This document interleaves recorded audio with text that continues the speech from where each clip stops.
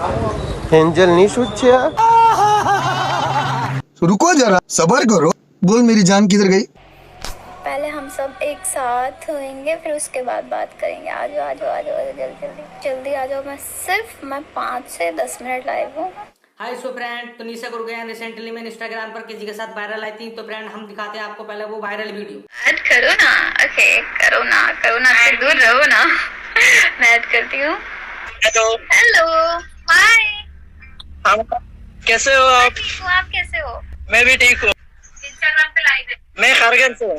खारगर में तो मैं रहती थी।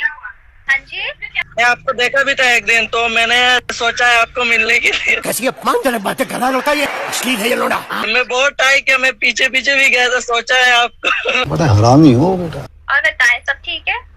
और सब कुछ ठीक है। जब आओगे खारगर तो मैं आपको मिलेंगे। जी जरूर, ठीक है, ओके, थैंक यू। बाय।